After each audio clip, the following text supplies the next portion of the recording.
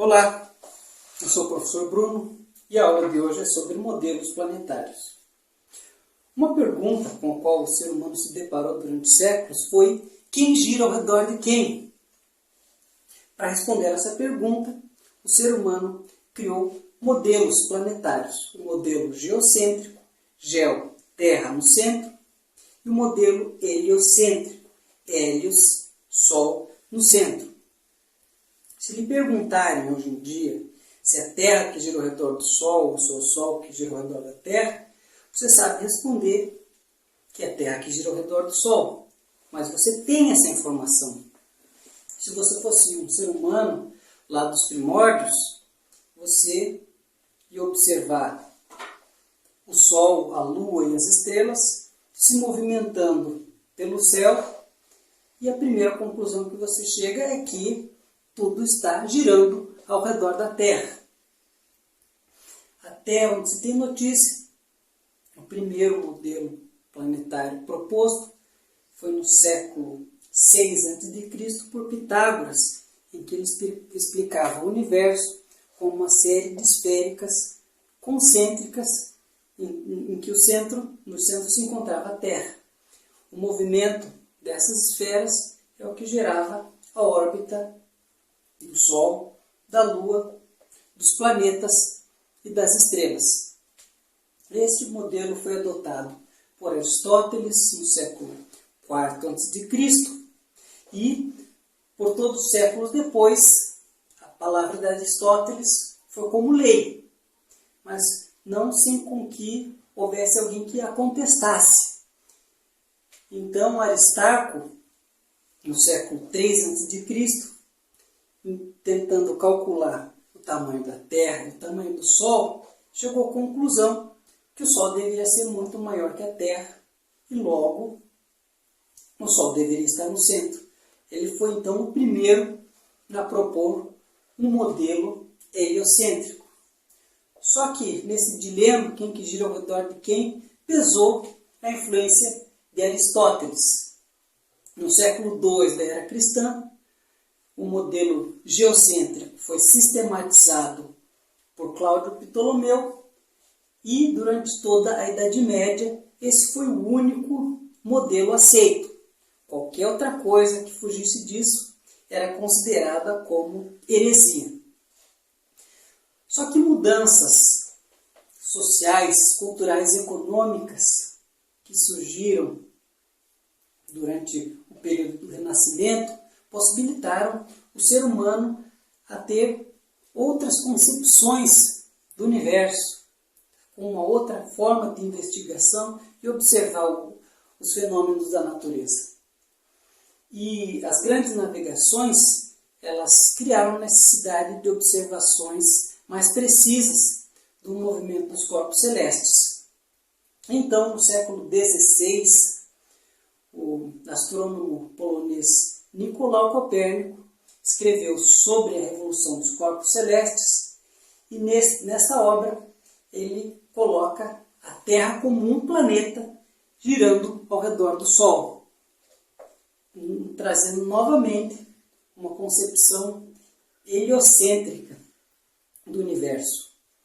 Logo, a obra de Nicolau Copérnico foi considerada como heresia e proibida. Mesmo com essa proibição, houve quem leu e que aceitou, o heliocentrismo como um modelo de universo mais próximo da realidade.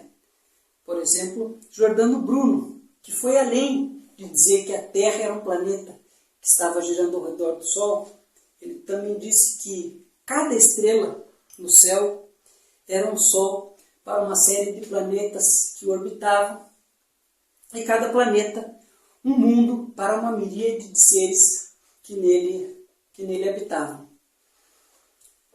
Giordano Bruno foi condenado na fogueira em 1600, mas por mais que tentassem esconder o modelo heliocêntrico, surgiam cada vez mais evidências de que a Terra se movia. Galileu Galilei observou através da luneta que o planeta Júpiter tinha luas.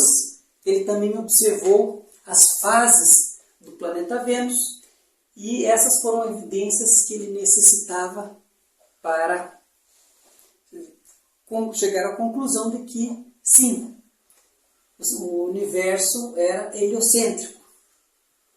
Depois de Galileu também foi condenado e ele teve que se retratar para que ele não fosse morto pela Santa Inquisição, mas evidências continuavam surgindo depois dele.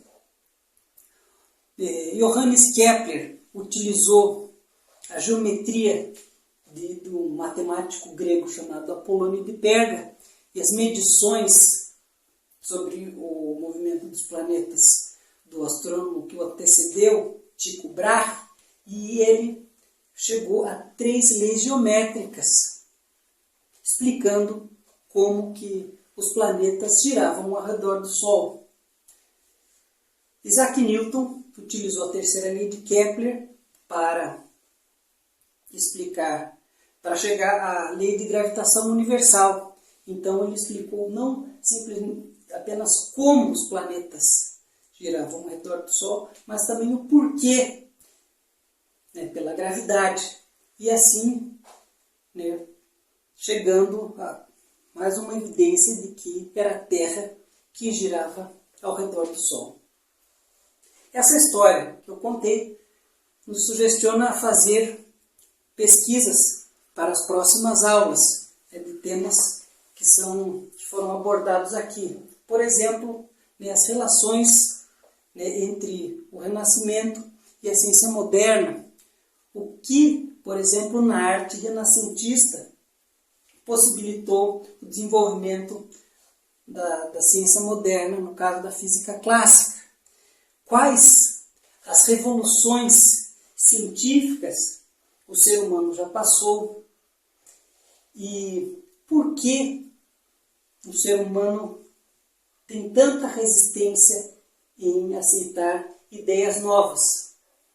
Uma revolução científica semelhante a que Nicolau Copérnico propôs, também foi proposta por Charles Darwin e também, novamente, teve muita resistência da comunidade científica em aceitar essas ideias, porque ideias que tiraram o ser humano de um papel muito importante no universo.